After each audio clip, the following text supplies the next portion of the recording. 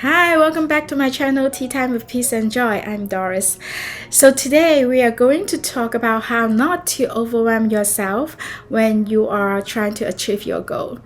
So last time we talked about how to set up a goal, and if you haven't seen that video, I'll link it up there. And today we are going to talk about how to achieve the goal. So last time I used exercising as the example, and I promised you that I'm going to talk about tidying up the house as an example today. So I'll do that, but before we do that, if you haven't subscribed to the channel, please subscribe and click on the bell so you will get our notification next time we upload a video. And also if you like this video, please give us a thumbs up. Everything helps, and share with your friends. Okay, so let's get back to it. When we are trying to achieve a goal, sometimes you'll be like, oh, that is too much, like that is so much. If I'm trying to tidy up the entire house, I'm overwhelmed, and most likely you will say, let's do that tomorrow. And that is not something we want, right? So when you are overwhelmed, one of the tips that I'll give you is to make this task smaller for yourself. That will be much easier to accomplish, and you won't be as overwhelmed. So for example, instead of looking at the whole house, I'll just say, okay, today I'm going to deal with the clothing. And some of you may still say, that is still a lot. I hear you, because I'm like that too. So I hear you, I know what you're talking about. But we can focus on, for example, how about work clothes, right? Things that I wear to work only, not other things for today, right? So that is one of the strategies. That is, when something is too big for you, cut it down. After you cut it down, it's still too big, cut it further down. Okay, so that is one tip that I want to give you, and that is really helpful. And I always give this tip to my students in the past. And I remember one time my student came to my office and told me she was so proud of herself because she remembered what I taught her, and she was thinking, oh, I want to clean up my house, but she didn't have much time because you know how busy college students are. And she had only 5 minutes before she had to get out of the house, and she used that 5 minutes to clean up a small desk. So that is so cool, right? And she's so happy about it. She felt accomplished.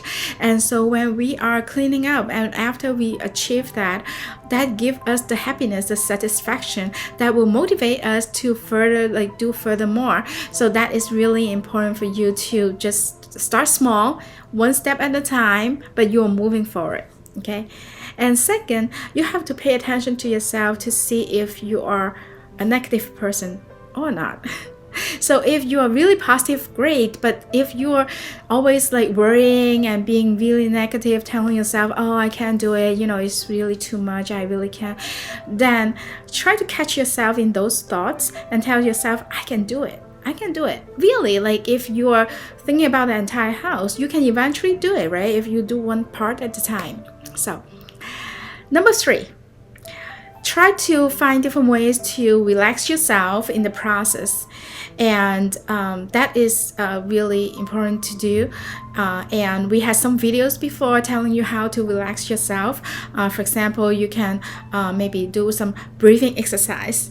When I'm overwhelmed looking at the clothing, do the 4-7-8 breathing technique, or take a few minutes to do the muscle relaxation technique, or and I told you that coloring and journaling will help as well, right? So try those things out to help yourself, and I'll link the videos up there if you haven't seen them. And number 4 is to talk to your friends. Sometimes when we are not talking to our friends, we are just thinking on our own. Sometimes we may really, you can get out of what you are thinking, like the negative thoughts, or you know what you are thinking.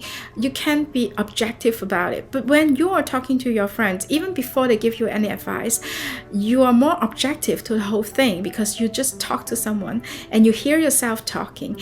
And also your friends, of course, they will be giving you advice as an outsider, be more objective, you know, on everything. So that is important to do.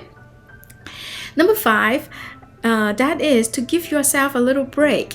if possible. Take a walk, have a cup of coffee, just do something to help yourself, to give yourself that break. Because sometimes you will feel like, I only have half an hour to clean up the clothing tonight. But if I spend 5 minutes drinking a cup of coffee, I waste 5 minutes, right? But that is usually not the case. If you're really tired after 10 minutes, if you just make the coffee, drink it, I wouldn't suggest you take half an hour to drink it because you have only half an hour altogether.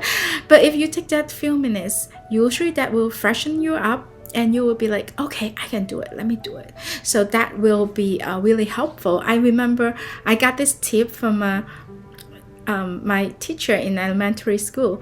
She was telling us how when you're studying, when you're too tired, you can always have a candy or walk around a little bit before you come back and study. And I think that is really, really helpful to me, and I've used that a ton of times when I'm studying. So I hope this tip will help you as well.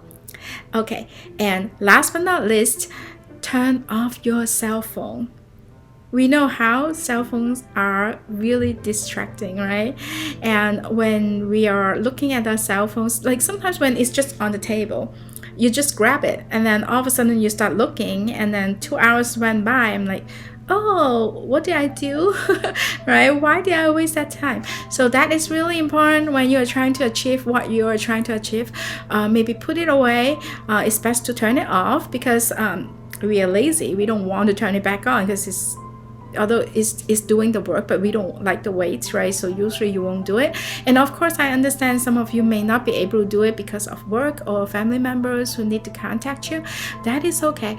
As long as you put it away far enough that you are not touching it, that is okay too.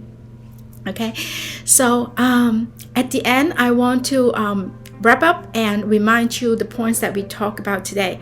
First is to cut the task down to a size that is acceptable, not overwhelmed to you. Okay, and second, catch your negative thoughts. Tell yourself that you can do it. Number three, find ways to relax yourself when you're overwhelmed. Number four, talk to your friends or family member about it. Number five, give yourself little breaks. And last but not least, turn off your cell phone. All right, so before we go, I really want to share with you a Bible verse, and that is in Matthew chapter 6 verse 34. Therefore, do not worry about tomorrow, for tomorrow will worry about itself. Each day has enough trouble of its own. I always think about this Bible verse, especially when I'm worried or when I'm overwhelmed. And it's so true because sometimes we look at the big picture and it's so big, right? But when we are doing things, actually we are doing one day at a time. And just like cleaning up house, you are doing it one part at a time as well, right? And no matter what project you're trying to finish or what your goal is, just take it slowly, one step at a time, and focus on that one step when you're doing it. All right, I hope the tips are useful to you, and I'll see you next time. Bye.